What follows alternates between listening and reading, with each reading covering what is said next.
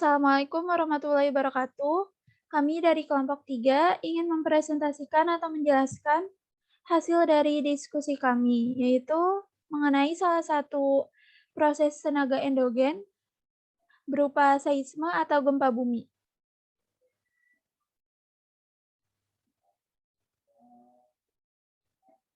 Untuk anggotanya sendiri ada yang pertama ada Vina Yasha, Faisal, saya sendiri Gita Morini Hamidah, Jessica Anggraini Wibowo, Kinanti Tiara Safitri, dan Randy Ramadhani.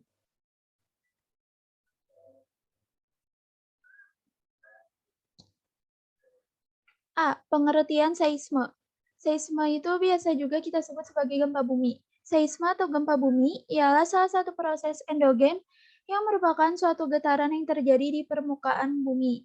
Biasanya disebabkan oleh pergerakan lempeng bumi atau kerak bumi.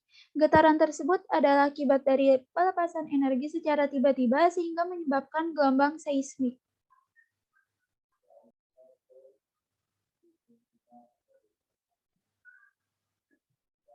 Pusat gempa. Yang pertama yaitu ada hiposentrum. Hiposentrum sendiri ialah pusat titik dalam litosfer yang menjadi tempat terjadinya gempa bumi. Dan hiposentrum ini merupakan tekanan yang sangat kuat sehingga menghasilkan letusan yang besar atau ledakan. Kemudian yang kedua yaitu epicentrum. Epicentrum merupakan tekanan yang kecil atau gelombang hasil dari rambatan hiposentrum ke wilayah sekitarnya, sehingga hanya berupa lelehan yang berangsur keluar. Biasanya terjadi di permukaan bumi dan letaknya tegak lurus terhadap hiposentrum.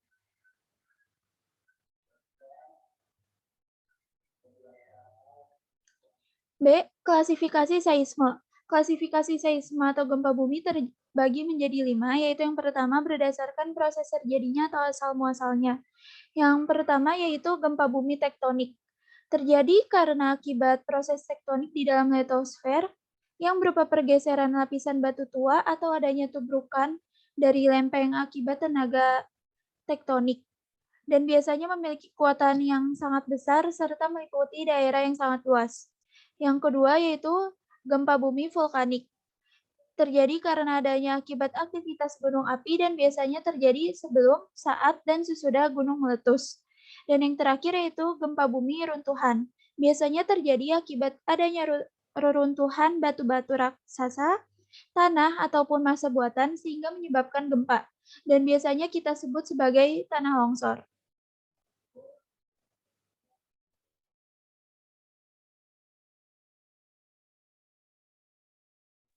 B. Klasifikasi seisme. 2. Berdasarkan kedalaman hiposentrum. A. Gempa bumi dalam kedalaman besar 300 km. B. Gempa bumi menengah kedalaman 60-300 km. C. Gempa bumi dangkal kedalaman lebih kecil dari 60 km.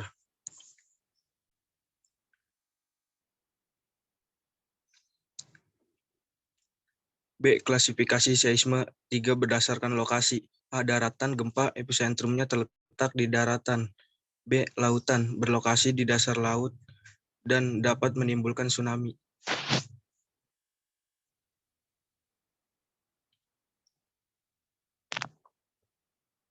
B. Klasifikasi seisme 4 berdasarkan bentuk. 1. Gempa bumi linier, berbentuk garis. 2. Gempa sentral, berupa titik.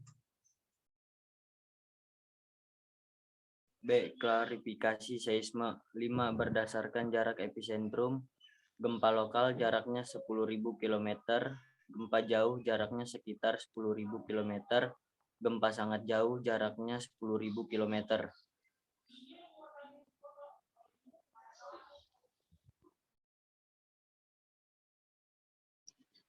Lalu kita masuk ke yang C, yaitu gelombang gempa.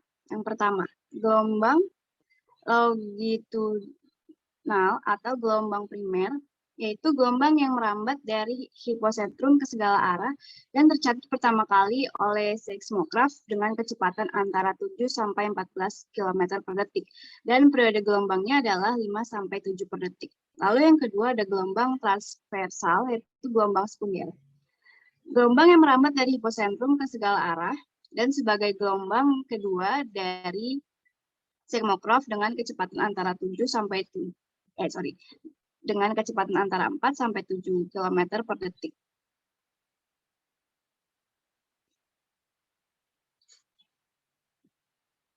Nah, lalu di sini ada gelombang gempa. Gelombang yang panjangnya merambat dari epicentrum dengan kecepatan antara 3,5 sampai 3,9 km per detiknya.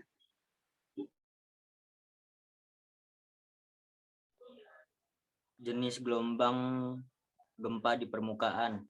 Rayleigh merupakan gelombang yang bergerak turun naik, salah satu gelombang seismik yang dihasilkan dari suatu sumber pergerakan mekanik. Gelombang Love merupakan gelombang yang mendorong bebatuan dari satu sisi ke sisi yang lain sambil menjalar. Gelombang permukaan lambat, tetapi kerusakan yang ditimbulkan jauh lebih dahsyat. Lanjut ke penyebab terjadinya gempa.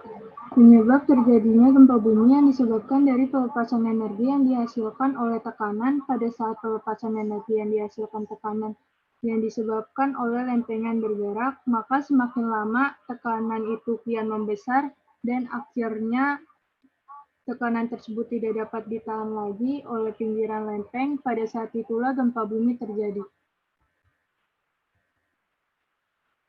Gempa bumi juga dapat terjadi akibat adanya aktivitas magma atau bisa disebut dengan gempa bumi vulkanik yang biasa terjadi sebelum gunung api meletus. Apabila keaktifan itu semakin tinggi, maka akan menimbulkan terjadinya gempa bumi. Beda dengan gempa bumi seismisitas terinduksi yang terjadi akibat bahan peledak yang disebabkan oleh manusia.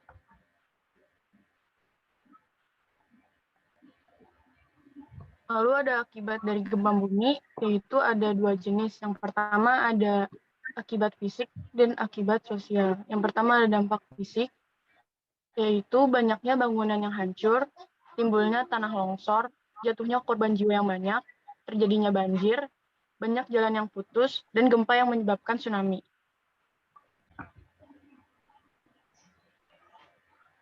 Yang kedua ada dampak sosial. Yang pertama timbulnya kemiskinan, banyaknya warga yang kelaparan, tertularnya penyakit, terjadinya tsunami yang besar, dan melumpuhkan sistem politik, ekonomi, dan sebagainya.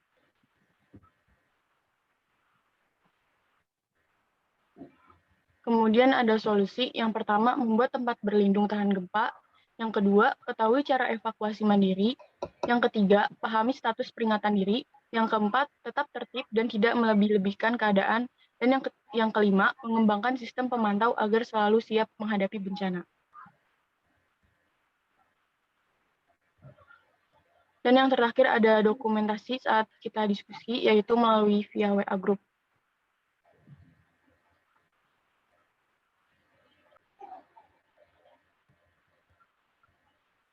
Oke, sekian yang bisa kami sampaikan, yaitu tentang seisme gempa bumi. Untuk kesalahan atau kekurangannya, mohon maaf dan terima kasih. Assalamualaikum warahmatullahi wabarakatuh.